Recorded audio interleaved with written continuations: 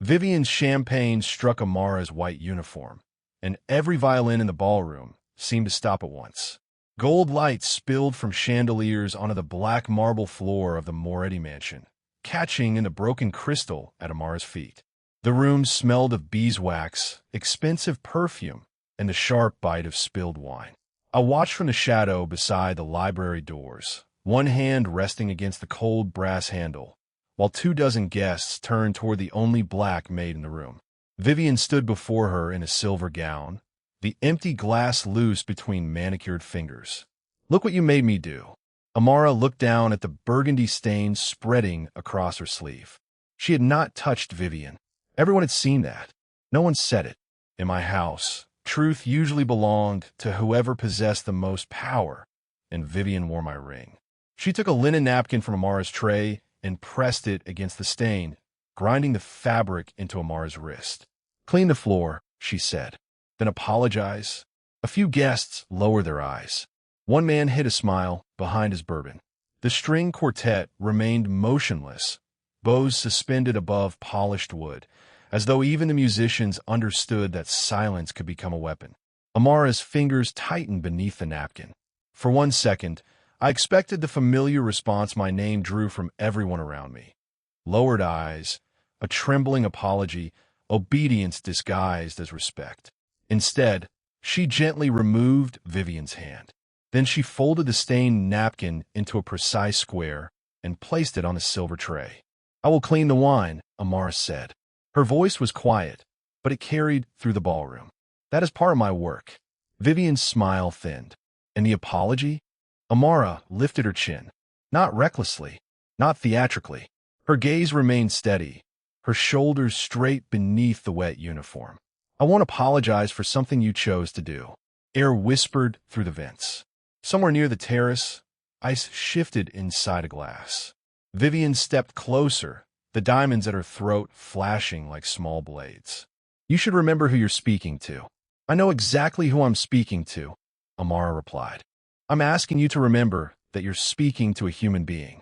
The room went silent. I had watched armed men bargain for their lives. I had seen politicians abandon principles before I finished pouring a drink.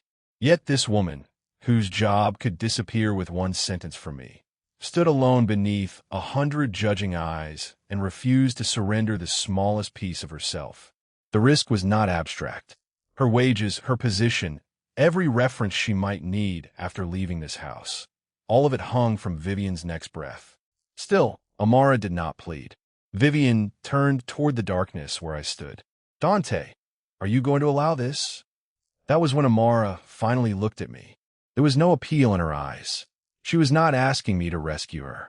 She was measuring whether I was merely another man who mistook fear for loyalty. I stepped into the chandelier light. My shoes crossed the marble with 3 hard echoes. The guests moved aside before I reached them, but Amara did not. I picked up the fallen champagne glass and set it on her tray. "Resume the music," I told the quartet. The first violin returned in a thin, uncertain note. Vivian waited for me to dismiss the maid. Instead, I faced Amara. "You may leave the floor. Your wages won't be touched." Her eyes stayed on mine. "I didn't ask for protection, Mr. Moretti." "No," I said. "You asked for respect." She gave one restrained nod and walked away carrying the tray, the stain dark against her sleeve, but her spine unbent. I remained beside Vivian as conversation slowly restarted around us, brittle and false. For the first time in years, someone had left my presence without fear, and I found myself wondering what else Amara could see in me that everyone else was too terrified to name. Rain hammered the black sedans beneath the porte-cochere, each drop flashing silver in the security lights. At 2:17 a.m., the mansion doors opened, and 2 armed men entered with Dante Moretti walking between them, his wool overcoat buttoned despite the heat roaring from the vents. Water darkened his shoulders. The foyer smelled of wet leather, gun smoke, and copper. "No doctor," Dante said. His voice remained level, but his right hand crushed the banister as he climbed. The guards obeyed because obedience had kept them alive. Amara stepped from the service corridor carrying folded linens and watched a single red drop strike the white marble behind his shoe. Then another. Dante reached his study and locked the door. By the time Amara entered through the adjoining library, he had lowered himself behind the mahogany desk, one hand pressed beneath his coat. Golden lamplight sharpened the pallor around his mouth. "Get out." Amara set the linens down. "You're bleeding. That is not your concern. It became my concern when you left a trail across a floor I'm expected to clean." His hand moved toward the drawer where he kept a pistol. Hers moved faster, not toward the weapon, but toward the brass bell beside it. "Call your man," she said. "Let them watch you collapse." Dante froze. Weakness in his world was not private information. It was an invitation. Amara opened a cabinet where the household medical supplies were stored and placed gauze, antiseptic, and clean towels on the desk. "Coat off. You give orders boldly for a maid, and you lose blood stubbornly for a man who claims to control everything." A clock ticked against the rain. Dante removed the coat. The bullet had torn through his side without remaining inside, but the fabric beneath was soaked. Amara's fingers were steady as she cut the shirt away. The antiseptic burned cold against his skin. His jaw tightened, yet no sound escaped him. "Where did you learn this?" "Nursing school." She pressed folded gauze to the wound. "I left before graduation when my mother became ill." Dante studied her face, searching for disgust, curiosity, or calculation. He found none. "You know what kind of man you're helping. I know what kind of wound I'm treating. Those are not the same thing. Tonight, they are." His vision blurred at the edges. For years, every hand that approached him had wanted payment, permission, or power. Amara's asked for none of them. She cleaned the injury, closed it with practiced care, then wrapped the bandage tightly around his torso. When he reached for an envelope of cash, she pushed it back across the polished wood. "I didn't save you for a bonus." "Then why?" Rain rattled the windows like thrown gravel. Amara gathered the stained towels, leaving one clean glass of water beside him. "Because a life is still a life, Mr. Moretti, even when the man living it has forgotten what it is worth." She crossed toward the library door. "Amara." She stopped without turning. Dante removed the pistol from the drawer and placed it on the far side of the desk, beyond his reach. It was a small movement, almost soundless, but no one inside that mansion had ever seen him surrender control so deliberately. "No one learns about tonight," he said. Amara looked back at the blood on his cuff, then at the weapon he had chosen not to hold. "Your secret is safe. What you do with the life I protected is not my decision." The door closed softly behind her. Alone beneath the amber lamp, Dante stared at the bandage around his body and made a decision more dangerous than calling a doctor. At dawn, Amara would be given access to every locked room necessary to keep the mansion alive. For the first time, his survival rested with someone who could not be bought. The service elevator groaned behind the kitchen walls at 5:10 in the morning, while copper pots cooled beneath pale fluorescent light, and the air smelled of coffee grounds, rosemary, and yesterday's bread. Through the narrow window beside the pantry, Dante watched Amara load covered trays into a dented shopping cart. His bandage pulled beneath his shirt as he stepped from the shadows. Those provisions belonged to this house. Amara stopped, one hand resting on a sack of rolls. They were going into the trash. "That wasn't your decision."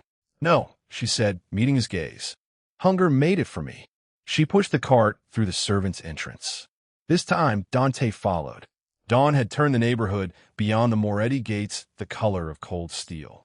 Wheels rattled over cracked pavement as Amara moved from one narrow building to another, leaving soup with an elderly couple, fruit beside a sleeping child, and bread with a mother counting coins beneath a flickering hallway bulb. No one praised her. No one asked where the food came from. They simply opened their doors as if dignity required privacy. At the fourth building, Dante reached into his coat and removed a folded stack of bills. Amara closed his hand around it. "They need food, not a debt to you." The words landed harder than an accusation. By 7, they stood inside the mansion's storeroom, surrounded by polished shelves heavy with flour, canned tomatoes, rice, and enough imported food to feed the block for weeks. Dante removed a brass key from his ring and placed it in her palm. "Take what could be spared." The metal was warm from his hand. Amara curled her fingers around it, then pointed toward a wooden crate near his shoes. "There's one delivery you'll make yourself." Dante's jaw tightened. "You are in no position to give me orders." "Then take back the key." It struck the butcher block table with a clean, bright click. Minutes later, the crate sat in the trunk of Dante's black sedan. No guards accompanied them. No driver touched the wheel. Amara directed him to a weather-beaten duplex where wind chimes tapped against a peeling porch rail. A widow opened the door with a toddler gripping her skirt. Her eyes moved from the groceries to Dante's face, and the warmth vanished from them. On the mantel behind her stood a photograph of a man in a mechanic's uniform. Dante recognized him. The mechanic had been caught between Moretti gunmen and a rival crew 18 months earlier. Dante had never learned his name. The widow had learned Dante's. "I didn't ask for this," she said. The crate suddenly seemed heavier in his arms. Amara remained at the bottom of the steps. She would not speak for him, soften the moment, or carry what belonged to his conscience. Dante set the box inside the doorway, without crossing the threshold. "His name," he said quietly. "Tell me." "Isaiah Reed." The wind chimes tapped once, then stilled. Dante repeated the name until it no longer sounded like a casualty on someone else's report. When they returned to the mansion, he placed the storeroom key in Amara's hand again. This time, he did not call it permission. "Every Tuesday," he said, "you choose what leaves. I carry the first box." Amara closed her fingers around the brass. Across the kitchen, two armed men had heard every word. Neither looked away. Dante had crossed a boundary no bullet could conceal, but by nightfall, the men who obeyed him would begin asking whether mercy had made their boss weaker, or made Amara more powerful than any of them. By Wednesday morning, the brass storeroom key had become a verdict. It clicked against Amara's apron as she crossed the kitchen, bright and unmistakable beneath the cold fluorescent lights. Conversation stopped. Knives continued striking cutting boards, but the rhythm had changed, too measured, too careful. Upstairs, cigar smoke clung to the council room, while rain traced the tall windows in silver lines. Dante sat at the head of the mahogany table as his capos questioned the food deliveries, then the widow, then the maid whose judgment now appeared to carry his authority. "Compassion is expensive," one of them said. Dante turned Isaiah Reed's name card between two fingers. "So is disobedience." His voice remained quiet, but no one mistook quiet for surrender. When he ordered the Tuesday deliveries to continue, 3 men left without touching their espresso. Porcelain cups cooled in their saucers. The door shut with the weight of a warning. That evening, Amara arrived at her apartment building carrying groceries and found her belongings stacked beneath the rusted fire escape. A lamp with a cracked shade. 2 nursing textbooks tied with twine. Her mother's quilt sealed inside a black trash bag against the rain. The landlord waited in the doorway, rubbing his palms over his sweater as though he could scrub away what he had done. 2 strangers had asked about the woman working inside the Moretti mansion, he explained. No threats, no broken windows, just questions spoken softly enough to frighten him. "I have families here," he whispered. "You need to go tonight."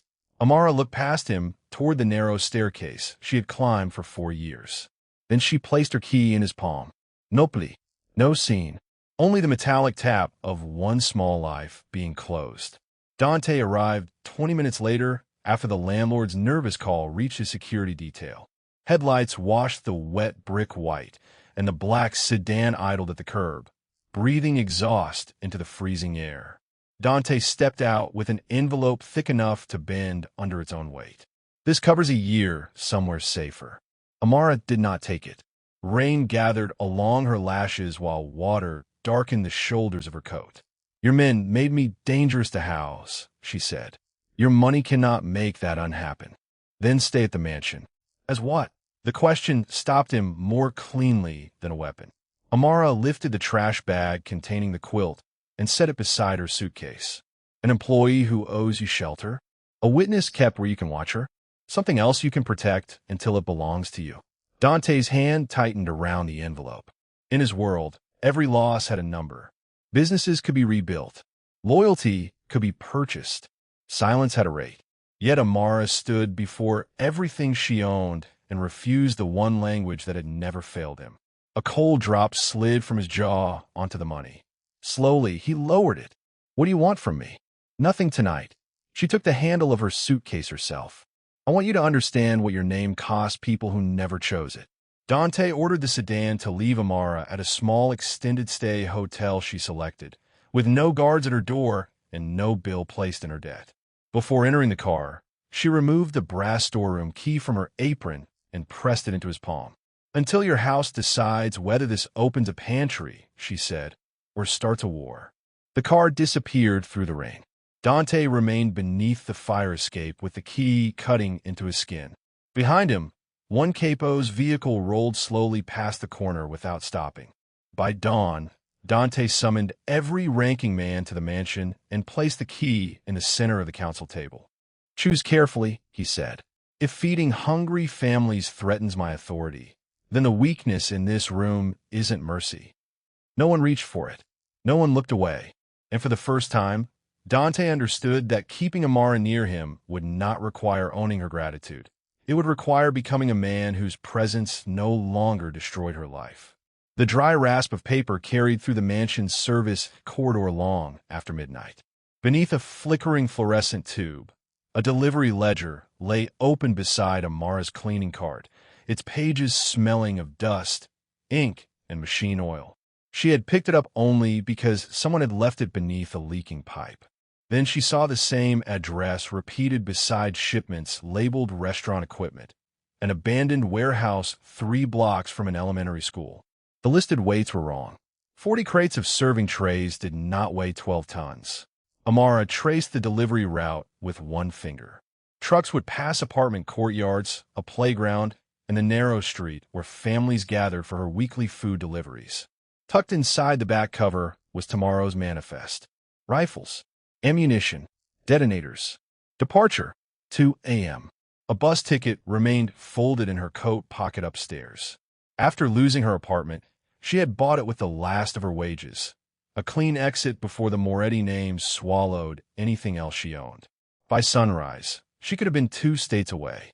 Instead, Amara tore out none of the pages. She photographed each one, wrapped the ledger in a kitchen towel, and walked toward Dante's study. 2 guards blocked the walnut doors. "Mr. Moretti is in conference." Then his conference is already obsolete. Her voice never rose. The guards exchanged a glance, but Amara stepped between them and pushed open the door. Cigar smoke hung beneath the amber lamps. Dante stood over a map with 3 capos, their rings flashing beside freight routes marked in red pencil. Conversation died when the ledger struck the table. "Those trucks are carrying weapons through Bell Street tomorrow night," Amara said. "There are children sleeping 30 feet from that road." One capo snapped the book shut. "You went through private records. Someone disguised weapons as dinnerware." Amara placed her bus ticket beside Dante's hand. "I was leaving at 6 this morning. I stayed because those families don't know they need to run." Dante unfolded the ticket. Its thin paper crackled in the silence. "This shipment funds half our eastern operations," a capo warned. "Cancel it, and every crew watching us will smell blood." Dante's gaze remained on Amara. "What are you asking me to lose?" "Whatever those children would lose if you do nothing." No accusation sharpened her words. That made them land harder.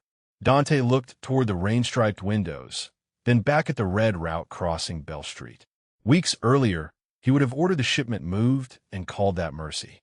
Now Amara stood before him without wages, shelter, or safety to bargain with, risking the only escape she had left because innocent people could not purchase one.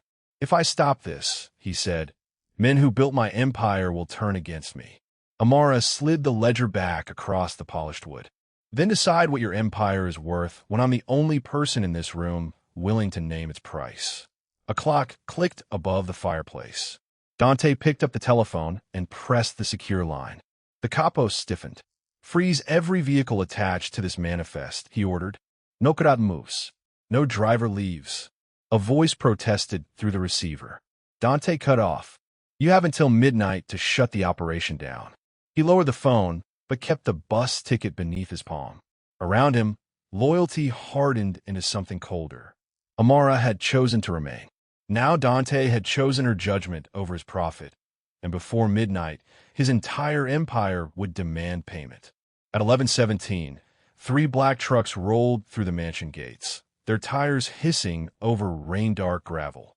Inside the council room, cigar smoke hung beneath the amber chandeliers while Dante's capos had placed three brass route markers on the table: Newark, Baltimore, Philadelphia, and pushed them toward the fireplace. "Keep Bell Street," one of them said, "or lose the East."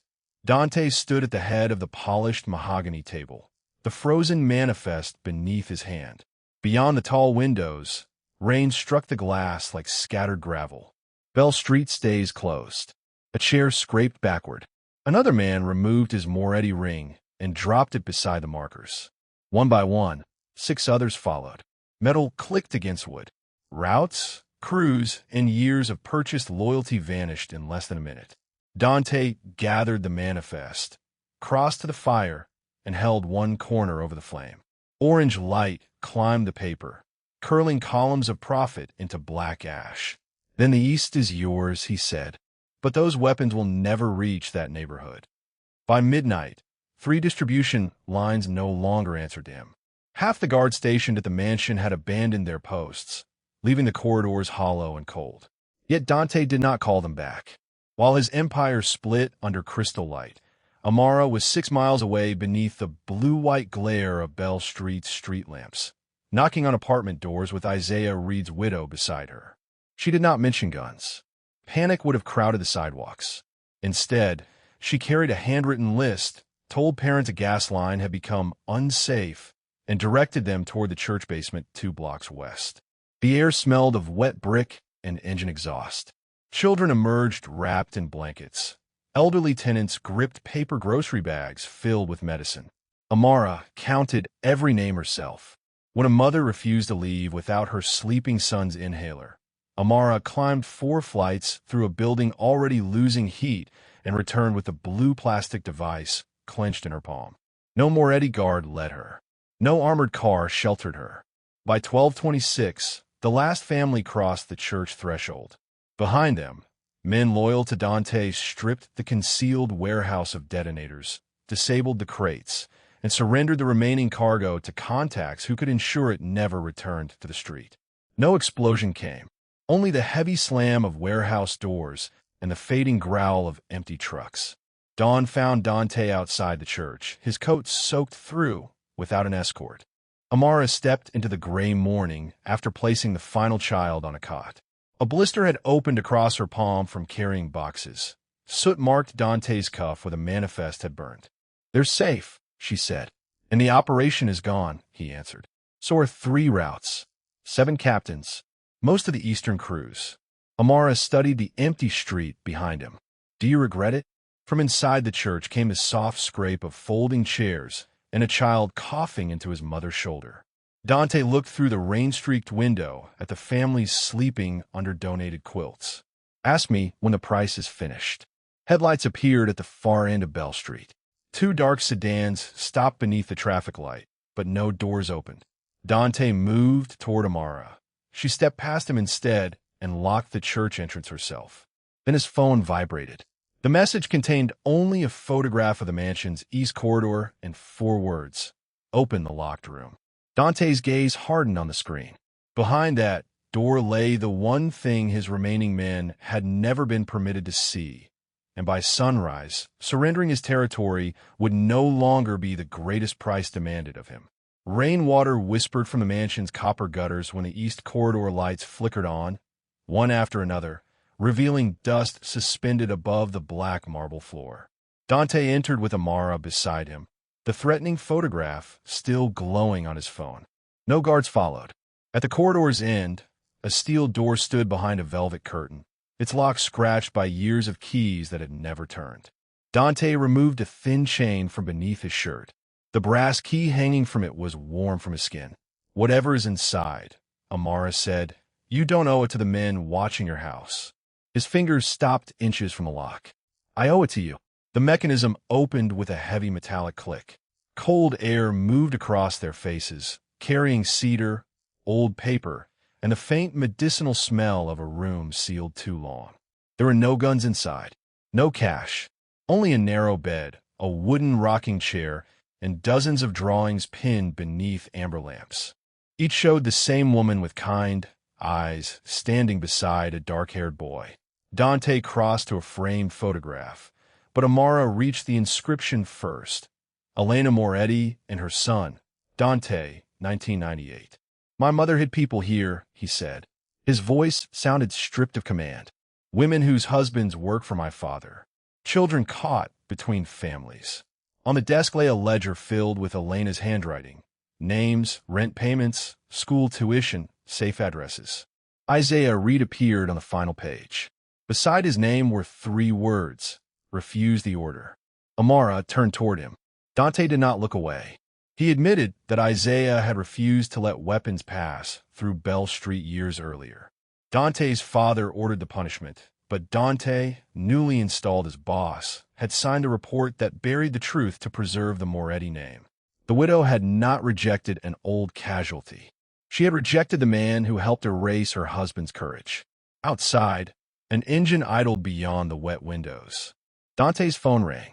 One surviving captain demanded Elena's ledger before noon, warning that its records could expose every family the Morettis had secretly protected. Dante lifted the book, ready to feed it to the fireplace. Amara shut the iron grate before he could strike a match. Burning truth is what put Isaiah in the ground without his name, she said. Then she took the ledger from his hands, photographed the page, and sent it directly to Isaiah Reed's widow. The message left with a quiet chime. Dante could have stopped her. Instead, he placed the brass key in her palm and closed her fingers around it. No locked rooms, he said. Amara studied the boy in the photograph, then the man standing before her without guards, weapons, or excuses. That includes the room inside you. A second message appeared on Dante's screen. Bring the maid and the ledger by noon, or lose everything your mother saved. He deleted it, opened the curtains, and let the watching sedans see him standing beside Amara. They want me to choose, he said. Her eyes remained steady. Then choose where they can see you. At 11:45, the mansion gates rolled open with a metallic groan, and cold daylight spilled across the wet stone drive. Dante walked outside without a coat, his black shirt stark against the pale winter sky. Amara followed, carrying Elena's ledger in both hands, its worn leather cover rough beneath her fingers. Beyond the gates, 6 dark sedans waited with their engines running, exhaust drifting through the smell of rain and clipped cedar. The surviving captain stepped from the lead car. Armed men spread behind him, but Dante's guards remained inside the mansion by his order. This choice would not be made behind a wall of guns. Give us the maid and the book, the captain said. Your remaining crews stay loyal. Your accounts stay untouched. The Moretti name survives. Dante glanced toward Amara. She did not ask him to protect her. Instead, she walked past him and placed a ledger on the stone pillar between both sides. Elena wrote these names so frightened people would know they had not been forgotten, she said. If you use them as leverage, every family receives a copy before noon. The captain's smile tightened. You won't reach noon. Amara raised Dante's phone. The ledger had already been scanned, encrypted, and scheduled for delivery to Isaiah Reed's widow and every family Elena had sheltered. Her thumb hovered above the screen. For years, Dante had controlled rooms by deciding who could leave them. Now Amara controlled the truth, and every man on the drive knew it. The captain turned to Dante. Stop her, and this ends. A church bell carried faintly from Bell Street. 11:58. Dante removed the Moretti signet ring from his finger. The gold caught a blade of gray light before he set it beside the ledger. No, he said. The captain stared at the ring. Do you understand what you're surrendering? Every account, every crew, every favor attached to my name. Dante's voice remained level, but his empty hand closed once at his side. Transfer control of what remains. Release every debt held over the families in that book. If one of them is threatened, the records go public. For Maid. The words landed softly, uglier for their calm. Dante looked at Amara, not as property to be guarded, nor absolution to be purchased, but as the woman who had forced every buried truth into daylight. For the first person who stood before me without wanting my money, my fear, or my name. The captain checked his watch. 11:59. Then you are no longer Moretti. Dante pushed the ring across the rain-slick stone. That name cost enough. Amara pressed the screen. A single chime sounded. The ledger left their hands and entered the world, stripping the captain of his leverage even as Dante surrendered the empire that had made him untouchable. Car door slammed.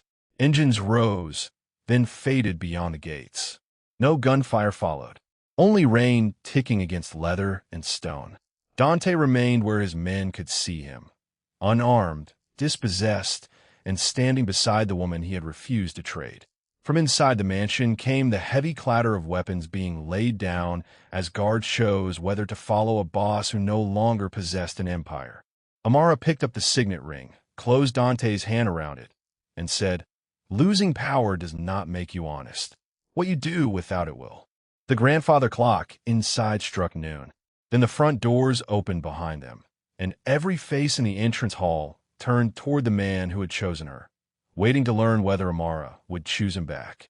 Rainwater streamed from the mansion's limestone lions, carrying ash and oil across the driveway, while the entrance hall waited in a silence once reserved for Dante Moretti's commands. Inside, guards stood beneath amber chandeliers with their weapons resting on the marble floor. Dante walked past them without reclaiming a single gun. Instead, he opened the study safe, removed the mansion deed, and placed it on the long mahogany table. "This house was built with fear," he said. "It will repay what fear took." Before sunset, ownership of the estate had been transferred to a trust for the families named in Elena's ledger, beginning with Isaiah Reed's widow. The guards were released from their oaths. The Moretti accounts that remained were surrendered for restitution. No bargain protected Dante from investigation, and no family name stood between him and the consequences of what he had signed. Cold air entered when the doors opened, carrying the smell of wet cedar through rooms that no longer belonged to him. Amara watched from the staircase, the bus ticket still folded inside her coat pocket. Dante approached her with Elena's key in one hand and the signet ring in the other. He set both on the table. "I don't know how to ask someone to stay without making it an order." Amara descended until only one step separated them. "Then don't ask as a boss." His jaw tightened. For years, men had mistaken that stillness for strength. Now his bare hands trembled against the polished wood. "Stay because I love you," he said. "Not because I protected you. Not because I gave anything up. Stay only if the man left behind is someone you can choose freely." Amara drew out the bus ticket. The paper whispered as she unfolded it, and every person in the hall watched her place it beside the ring. "Love is not the moment you lost your empire," she said. "It is what you build after no one is afraid to tell you no." Then she tore the ticket once, not as surrender, but as a decision, and took his hand. "I'm not staying as your maid, Dante. I'm staying as your equal." He lowered his forehead to her knuckles, not claiming them, waiting until her fingers closed around his. Weeks later, Dante entered court without an escort and accepted responsibility for concealing the retaliation against Isaiah Reed. Isaiah's widow sat beside Amara, as Reed's name was publicly cleared. Months passed. The mansion's locked rooms became temporary apartments, its ballroom a neighborhood kitchen, and Elena's refuge no longer needed shadows. Dante worked there after completing every obligation the court imposed, carrying boxes, repairing broken windows, and listening when families told him what his name had cost them. On a cool autumn evening, beneath ordinary porch lights instead of chandeliers, Amara found him serving dinner to a child who did not know to fear him. She touched his shoulder. Dante turned, and the softness in his face required no empire to defend it. He had once believed love meant possessing what no one could take from him.